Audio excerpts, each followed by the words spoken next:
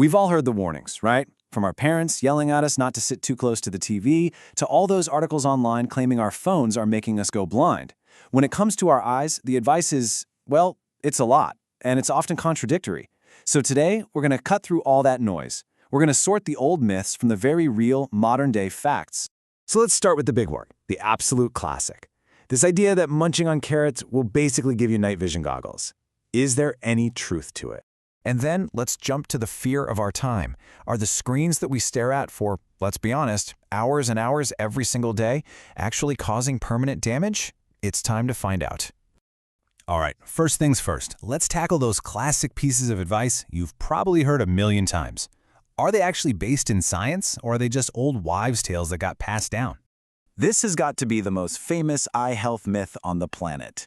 The idea that you can just eat a bunch of carrots and get perfect eyesight. So here's the breakdown. We all kind of feel like carrots are this magic bullet for our eyes, but the fact is they have vitamin A, which, yes, is essential for vision, but your body only needs a tiny amount. Eating bags and bags of them isn't going to fix your vision or let you throw away your glasses. The real secret weapon, it's a balanced diet, with leafy greens, fish, and lots of other colorful veggies. Okay, here's another one I'm sure you've heard. Maybe you were huddled under the covers with a book and a flashlight, and someone told you you were destroying your eyes forever.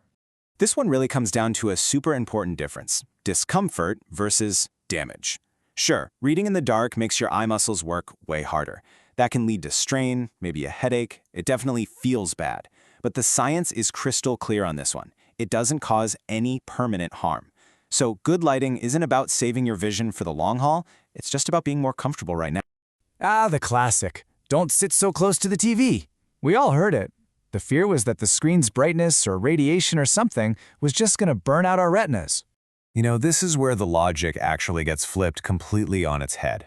It's not that sitting close to the screen causes bad eyesight. A lot of the time, it's actually a symptom of it. If a kid is always planting themselves right in front of the screen, it might be because the world is already blurry to them. They're just trying to see better. It's a huge red flag that it's probably time for an eye exam. So, okay, if our parents' warnings weren't really about the biggest dangers, then what should we actually be worried about? Let's shift gears and focus on the real challenge our eyes are facing today, because there is a genuine global issue that is getting worse and worse. Just take a look at this number, 90%. What is that? Well, that is the percentage of young adults in some cities in East Asia who are now nearsighted. It's an absolutely staggering statistic, and it's part of a global epidemic that has just exploded over the last few decades. So what exactly is myopia? You probably know it as nearsightedness. It's when the eyeball physically grows a little bit too long from front to back. And because of that extra length, light focuses just in front of the retina instead of directly on it. The result? You can see things up close just fine, but anything in the distance gets blurry. So what's driving this huge spike? It's not just our genes. Researchers point to what's really a perfect storm of factors. Years of intensive education that requires tons of close-up, near work, combined with a critical lack of time spent outdoors. There's even this thing called pseudomyopia. Think of it like focus fatigue, where your eyes get so tired from staring at things up close that they temporarily get stuck. And yeah, even just having bad posture while you're hunched over a screen can increase the pressure inside your eye. Okay, so this brings us to the device that's probably in your hand right now, or the monitor you're looking at. Screens are a massive part of modern life, so let's get practical. Let's build a toolkit for how we can manage them and protect our eyes. You know that feeling at the end of a long day of work where your eyes just feel fried? That's digital eye strain, also called computer vision syndrome. And it's not a myth. It is a very real collection of symptoms caused by the unique way screens make our eyes work. So, how do you know if you've got it? I mean, does any of this sound familiar? Headaches after a long session at the computer? Vision that gets a little fuzzy for a bit? Dry, itchy, irritated eyes? That's because we blink about half as often when we're staring at a screen. And that neck and shoulder pain? Yep, it's all connected. So, what can you do about it? Honestly, the single most effective habit you can build is the 20-20-20 rule. It's incredibly simple. Every 20 minutes, just look up from your screen, find something about 20 feet away, and just stare at it for 20 seconds. That's it. It's like a mini break that lets your eye muscles finally relax from that constant up-close focus. Beyond that, your actual workspace setup matters a lot. Try to keep your screen about an arm's length away and just a little bit below your eye level. Watch out for glare from windows or bright lights. Oh, and please, try to remember to blink. It's like windshield washer fluid for your eyes. It keeps them lubricated and happy. These little tweaks can make a huge difference.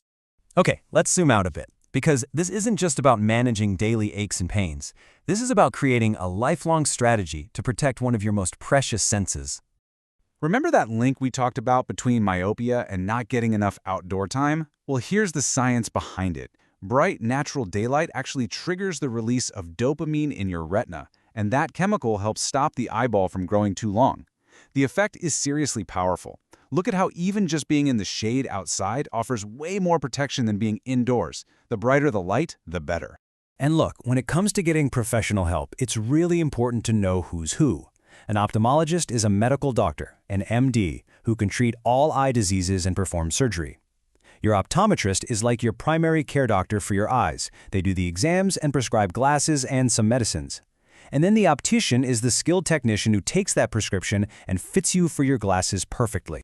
So, what's the big takeaway here? It's that we have way more control than we think. Serious vision loss doesn't have to be some inevitable part of getting older.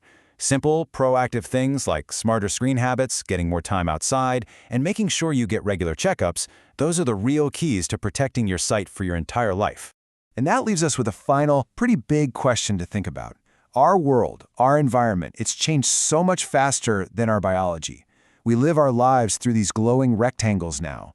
So the real challenge for all of us is to figure out, how do we adapt? How do we evolve our habits and our technology to protect our vision for the future?